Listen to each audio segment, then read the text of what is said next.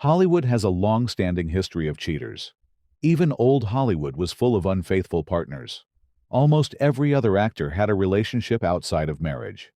Many of them managed to keep it secret, but many were immediately caught and had to face the media trial. Here, we are going to talk about 15 of the most controversial betrayals of classic Hollywood. Clark Gable. Clark Gable, crowned the King of Hollywood, was as famous for his charisma as he was for his numerous affairs throughout his tumultuous marriages. His most notorious betrayal occurred during his marriage to his third wife, the beloved actress Carole Lombard. While Lombard was away promoting war bonds during World War II, Gable conducted a well-documented affair with the young starlet Lana Turner, who was then only 19 years old. The relationship was an open secret in Hollywood, with Lombard reportedly aware of the infidelity, despite Gable's attempts to keep it discreet. The strain of Gable's infidelity may have contributed to Lombard's decision to cut short her war bond tour in January 1942. Tragically, this decision led to her death in a plane crash near Las Vegas, Nevada, when the aircraft she was traveling on crashed into a mountain. Gable's affair with Turner and subsequent bereavement following Lombard's death became one of old Hollywood's most infamous scandals. Gable's infidelities were not limited to his relationship with Turner. Throughout his marriages, he was known to pursue other women with little regard for his marital vows. One notable incident involved actress Myrna Loy, with whom Gable reportedly had a passionate encounter that left her with a visible hickey on her neck after he walked her to her front door following a night out. Despite being married to another woman at the time, Gable's charm and status seemed to shield him from significant professional consequences. Robert Mitchum. Robert Mitchum, the iconic actor known for his rugged good looks and distinctive voice, was far from faithful to his wife Dorothy Spence Mitchum during their long marriage, 1940 to 1997. Mitchum's biographers and contemporaries have documented his numerous affairs throughout their relationship. He was known to pursue various actresses and other women in Hollywood, despite being a father to 3 children. Mitchum himself acknowledged his failings as a husband, famously stating, "I was a good father, but a bad husband." His infidelities were somewhat tolerated by Hollywood standards of the time, though they certainly caused personal strain. Mitchum's complex character made him a fascinating figure in Hollywood history, with his personal life adding to the mystique that surrounded him. Mitchum's pattern of infidelity began early in his marriage to Dorothy, whom he married in 1940.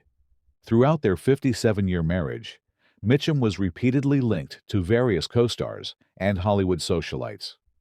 His affairs were reportedly numerous and indiscriminate, with biographers noting his wandering eye as a defining characteristic. Despite his reputation, Mitchum maintained a certain charm that seemed to insulate him from professional consequences that might have destroyed lesser careers. His behavior was somewhat typical of male stars in the golden age of Hollywood, where studio systems often protected their leading men from public scandal. Mitchum's personal philosophy seemed to embrace a certain detachment from conventional morality, viewing his professional success as separate from his private indiscretions. This separation allowed him to remain one of Hollywood's most respected actors, despite his well-known failings as a husband. David Niven. David Niven was renowned for his irresistible charm and magnetic personality, which extended beyond the silver screen into his personal life in ways that often crossed ethical boundaries. His marriage to Hjordis, which lasted from 1946 until his death in 1983, was marked by a pattern of infidelity that friends and colleagues described as almost innate to his character. Niven's wandering eye was well documented in Hollywood circles. He was known to pursue numerous affairs with actresses, socialites, and other women throughout his marriage. His friends noted that he possessed a robust sexual appetite, and that being unfaithful seemed to come naturally to him, almost as if it were an extension of his charismatic personality. Unlike some of his contemporaries who attempted to conceal their affairs, Niven's infidelities were somewhat openly acknowledged, though rarely discussed in the press, due to the different standards of time. The actor's first marriage to Primula Rollo ended tragically when she died in a freak accident just 6.5 years into their union. This personal catastrophe seemed to set a pattern for Niven's approach to relationships. Rather than finding stability after his second marriage to Yordis, he continued his pattern of pursuing other women despite the stability of his home life. Despite these personal failings, Niven maintained his status as one of Hollywood's most beloved figures. His charm, wit, and elegant mannerisms on screen created a public image that seemed to overshadow his private indiscretions. Colleagues often described him as delightful company, with his quick mind and storytelling ability, making him a favorite at parties and social gatherings. Charlie Chaplin.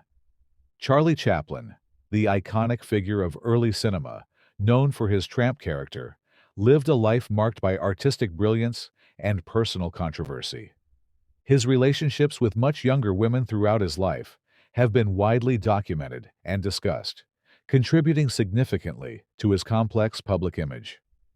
Chaplin's first marriage to Mildred Harris in 1918 occurred when she was just 16 years old, and he was 29. The marriage was prompted by a false pregnancy claim, though she did later give birth to their son Norman, who tragically died 3 days after birth. Their union was fraught with difficulty, with Chaplin reportedly being emotionally distant and frequently unfaithful. The marriage ended in divorce in 1920 after just 2 years, with Harris citing cruelty in the legal proceedings. His second marriage to Leda Gray occurred under similarly controversial circumstances. Gray was 16 when they married in 1924, with Chaplin being 35 at the time. The relationship began when Gray was just 15, raising concerns about statutory rape under California law. The marriage produced 2 children, but ended in a bitter divorce in 1927, with Gray receiving what was then the largest divorce settlement in Hollywood history, over $800,000, equivalent to approximately $14 million today. Chaplin's third marriage to actress Paulette Goddard in 1936 saw him marry a woman 22 years his junior. Though their marriage was reportedly more amicable, it still ended in divorce in 1942. His final marriage in 1943 to Una O'Neill, daughter of playwright Eugene O'Neill, occurred when she was 18, and he was 53. This marriage lasted until his death in 1977 and produced 8 children. These relationships, particularly those with women barely out of their teens, while Chaplin was in his 30s and 40s, were considered scandalous by the standards of his time. The significant age gaps and the circumstances surrounding some of these marriages, including potential statutory rape charges, fueled public outrage and media criticism. Chaplin was accused of having a Lolita complex, a term referencing his pattern of pursuing much younger women. Despite these controversies, Chaplin's artistic contributions to cinema were undeniable. His work as a filmmaker, actor, and composer earned him global recognition and acclaim. His ability to create comedy that resonated across cultural boundaries made him one of the most important figures in the history of film. The tension between his public persona as a beloved figure of comedy and his private life as a man who repeatedly pursued relationships with significant age disparities created a complex legacy. While his artistic genius seemed to grant him a certain license in his personal life, his behavior was not without consequence. The scandals surrounding his relationships contributed to his eventual exile from the United States in 1952, when he was accused of communist sympathies and immoral conduct. Elizabeth Taylor. Elizabeth Taylor's tumultuous love life was as legendary as her film career, with perhaps her most infamous betrayal occurring when she stole Eddie Fisher from her close friend Debbie Reynolds. The two actresses had been friends for over a decade, having met on the set of National Velvet in 1944, when Taylor was just 12 years old. Their friendship deepened over the years, with Reynolds even serving as Taylor's matron of honor when she married Conrad Nicky Hilton in 1950. The betrayal began in 1958 when Taylor, then married to Mike Todd, met Eddie Fisher, who was married to Debbie Reynolds. After Todd's death in a plane crash in 1958, Taylor and Fisher's relationship intensified during the filming of Cleopatra in 1960. Their affair became public knowledge, causing a national scandal. Reynolds was devastated, stating in her autobiography that she felt raped by Taylor's actions. The media frenzy surrounding the affair was unprecedented, with newspapers dubbing it the most publicized love triangle since Tristan and Isolde. Taylor was widely criticized by the public and press for her role in breaking up her friend's marriage.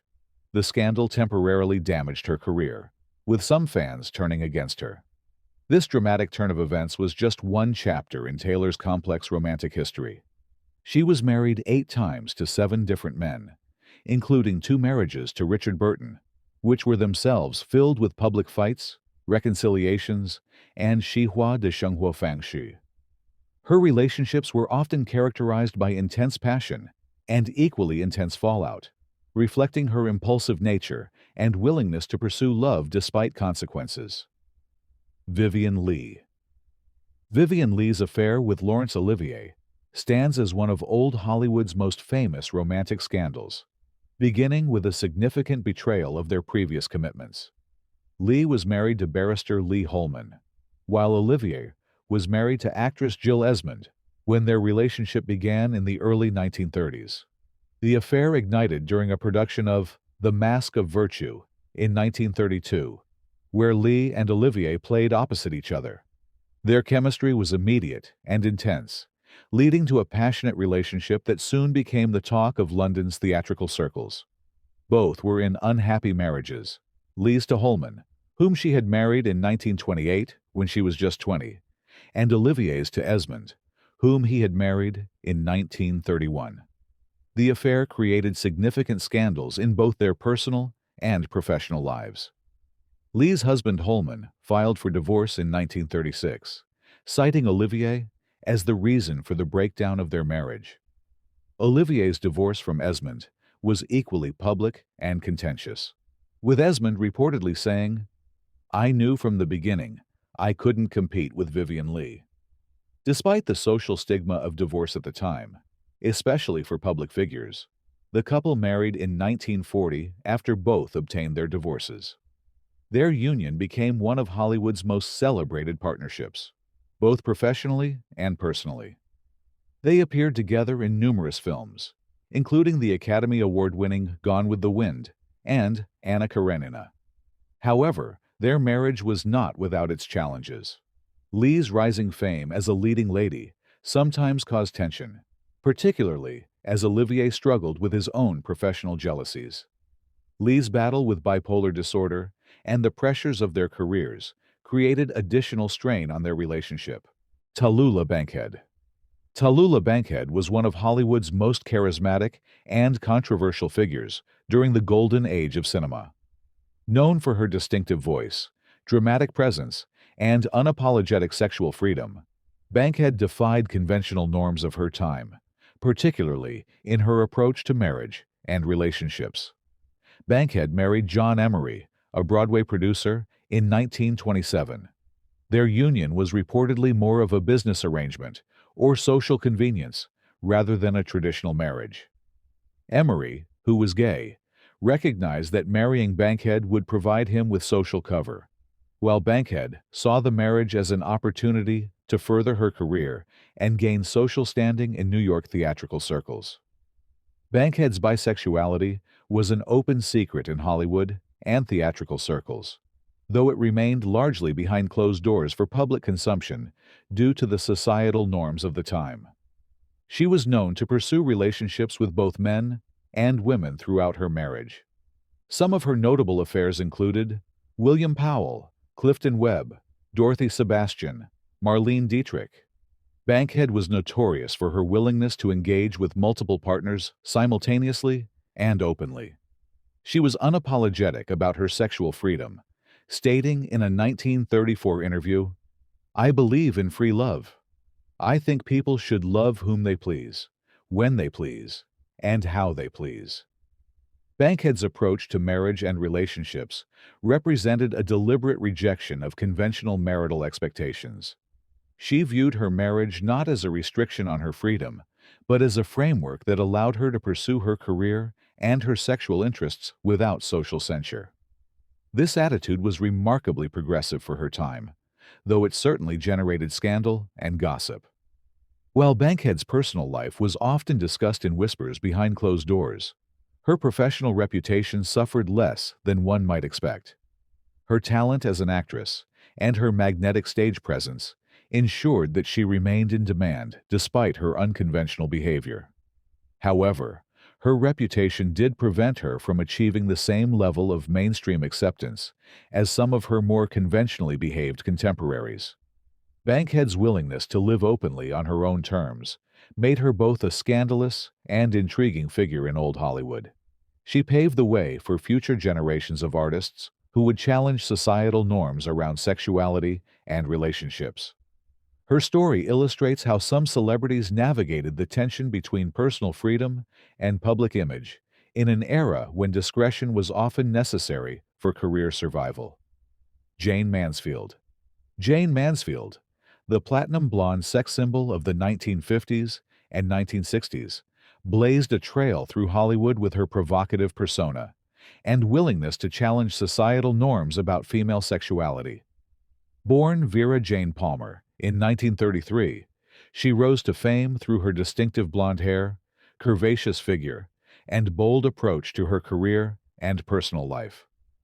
Mansfield was married 5 times throughout her life, with her first marriage occurring at just 17 years old to Errol Mansfield, whose surname she kept professionally. Her subsequent marriages to Mickey Hargitay, Roger Smith, Sam Brody, and Mickey Hargitay again became fodder for tabloids. Each marriage was marked by its own dramas, with Mansfield often being linked to other men while still married. Her affairs were numerous and well documented, with rumors swirling around relationships with various Hollywood figures, including Frank Sinatra and Tony Curtis. Mansfield's willingness to discuss her sexuality openly and pursue relationships despite existing commitments made her a controversial figure. The tabloids sensationalized her personal life, with headlines frequently focusing on her divorces, affairs, and provocative statements about sexuality. Despite criticism from more conservative elements of society, Mansfield maintained that she was simply embracing her femininity and refusing to be constrained by outdated expectations. Her career peaked in the late 1950s with films like The Girl Can't Help It and Will Success Spoil Rock Hunter? Though her film roles often typecast her as a dumb blonde, she demonstrated greater range in stage performances later in her career. Mansfield's willingness to live openly as a sexual being represented an early challenge to the restrictive gender roles of her time. She paved the way for future generations of female celebrities who would demand greater autonomy over their sexual identities and personal lives. Tragically, her life was cut short in a car accident in 1967 at the age of 34, but her legacy as a symbol of emerging sexual freedom for women in Hollywood endures. Clara Bow. Clara Bow, the original It Girl of the 1920s, rose to fame as a symbol of the Roaring Twenties flapper culture. Her career was marked by both professional success and personal scandals that ultimately contributed to her early retirement from acting. Born in Brooklyn in 1905, Clara Bow experienced a traumatic childhood marked by poverty, her father's sexual abuse, and her mother's mental illness. Despite these challenges, she entered a beauty contest at 16, which led to her first film role in Beyond the Rainbow. Her breakthrough came with the 1927 film It, which cemented her status as Hollywood's leading sex symbol. Bow's personal life became tabloid fodder throughout her career. The press alleged she hosted orgies for the USC football team and engaged in various scandalous activities. While some of these stories may have been exaggerated for sensationalism, Bow did have a series of quick engagements and relationships that were publicly known. Her romantic life included multiple broken engagements and affairs, which were closely followed by Hollywood gossip columns. These scandals, combined with her demanding work schedule and mental health struggles, took a toll on her career and personal well-being. The constant scrutiny of her personal life, along with industry exploitation and her own mental health challenges, led Bow to retire from acting in 1933 at just 28 years old. She married actor Rex Bell in 1931, and they remained together until her death in 1965. Louise Brooks. Louise Brooks, the iconic flapper of the 1920s, was as renowned for her rebellious nature as she was for her film roles. Her personal life was a tapestry of open relationships and affairs that defied the conventional morality of her time. Brooks married Benjamin B. Lee, a film distributor, in 1925.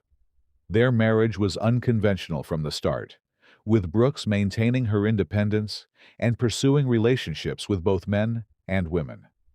Unlike many of her contemporaries who hid their affairs, Brooks was remarkably open about her personal life, embracing her bisexuality at a time when such openness was virtually unheard of in Hollywood. Brooks' relationships were as fascinating as her film career. She had notable affairs with Damon Runyon, William Powell, Tallulah Bankhead. Her autobiography, Lulu in Hollywood, reveals a woman who was unapologetic about her choices. Brooks wrote candidly about her affairs, stating, "I have always been a free spirit, and I have never seen the point in hiding my true nature." Brooks's nonconformity came at a cost. Studio executives found her behavior problematic, and her career suffered as a result. After her marriage to Lee ended in 1930, Brooks struggled to find substantial roles in Hollywood, eventually moving to New York, where she worked in theater and journalism. Her willingness to live openly on her own terms made her both a fascinating and controversial figure. Brooks' story illustrates how female stars who defied conventional norms faced professional consequences that their male counterparts often avoided. Frank Sinatra. Frank Sinatra's dramatic affair with Ava Gardner represented one of old Hollywood's most sensational betrayals. Sinatra married his first wife, Nancy Barbado, in 1939, and together they had 3 children. Their marriage seemed stable until Sinatra crossed paths with the stunning Ava Gardner on the set of The Killers in 1945. The chemistry between Sinatra and Gardner was immediate and intense. Their affair began while Sinatra was still married to Nancy, and despite Gardner being friends with powerful figures like Howard Hughes, who disapproved of the relationship. The couple's passionate involvement became Hollywood's most talked-about scandal of the mid-1940s. Sinatra filed for divorce from Nancy in 1948, citing irreconcilable differences. And just days after the divorce was finalized, he married Gardner in a small ceremony in 1948. The rapid succession of events drew harsh criticism from both the press and the public, with many viewing Sinatra as abandoning his loyal wife and young family for Hollywood glamour. Their marriage was anything but smooth sailing. Both Sinatra and Gardner were described as high-strung individuals with volatile tempers. Their relationship was marked by dramatic arguments, public fights, and multiple separations. Gardner once reportedly threatened Sinatra with a knife during one particularly heated argument. Despite the turbulence, Sinatra's pursuit of Gardner demonstrated his determination to follow his desires regardless of consequences. While the affair damaged his reputation with some fans, Sinatra's talent and charisma allowed him to weather the scandal relatively well, eventually rebuilding his career and becoming an even bigger star in the 1950s. The relationship exemplified Sinatra's complex personality, capable of great artistry, yet often self-destructive in his personal life. Humphrey Bogart. Humphrey Bogart's affair with Lauren Bacall during his marriage to Mayo Method represents one of old Hollywood's most fascinating romantic scandals. The relationship began on the set of To Have and Have Not in 1944, when Bogart was 44 years old and Bacall was just 19, a significant age gap that immediately drew public attention. Bacall had virtually no acting experience, before being cast opposite Bogart in this Howard Hawks-directed film. Their chemistry was electric from the start, both on and off screen. The duo's relationship developed rapidly despite Bogart's marriage to Methot, who was known for her volatile personality and heavy drinking. The affair created considerable scandals, especially given the substantial age difference and Bogart's existing marital commitment. Tabloids sensationalized their relationship, dubbing Bacall the Look for her signature smoldering gaze and sophisticated mannerisms despite her youth. Despite the controversy, Bogart divorced Methot in 1945 and married Bacall just months later. Their marriage became one of Hollywood's most celebrated partnerships, both professionally and personally. They appeared together in several classic films including The Big Sleep, Dark Passage, and Key Largo. Their relationship demonstrated how Hollywood's leading men could leverage their star power to reshape their personal lives according to their desires, often bending social conventions to their will. Bogart's career not only survived the scandal, but thrived, with his marriage to Bacall enhancing his romantic leading man image. Their partnership lasted until Bogart's death in 1957, remaining one of Hollywood's most enduring love stories, despite its controversial beginning. The affair and subsequent marriage illustrated how talent and screen presence could transcend personal scandals, creating a legacy that continues to fascinate audiences today. Spencer Tracy. Spencer Tracy's long-term affair with Katharine Hepburn represents one of old Hollywood's most fascinating and complicated relationships. Tracy was married to Louise Treadwell from 1923 until his death in 1967, a union that lasted over 4 decades despite Tracy's wandering heart. The couple had 2 sons together, but Tracy's Catholic beliefs prevented him from considering divorce. In 1928, Tracy met Katharine Hepburn when they starred together in the play The Truth About the Bruce. Their relationship blossomed into a passionate affair that would continue, with some interruptions, for the rest of Tracy's life. The affair was an open secret in Hollywood circles, though the studio system worked to keep it out of the mainstream press to protect Tracy's image as a family man. What made this situation particularly unusual was the relationship that developed between Katharine Hepburn and Louise Treadwell. Despite being the other woman, Hepburn and Treadwell formed a complex friendship. Treadwell, aware of the affair, chose to accept the situation rather than end her marriage, creating a tripartite relationship that was remarkably stable for Hollywood standards. Tracy and Hepburn collaborated on 9 films together, including Adam's Rib and Pat and Mike, developing a professional chemistry that mirrored their personal connection. Their relationship navigated carefully around the constraints of the time. Tracy would return to his family on weekends, while Hepburn maintained her own career independence.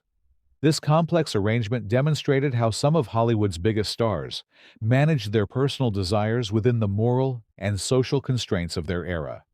Tracy's refusal to divorce, despite his obvious devotion to Hepburn, reflected both his personal convictions and the Shidai Beijing of Hollywood's golden age, where certain indiscretions were tolerated as long as they remained behind closed doors. Errol Flynn.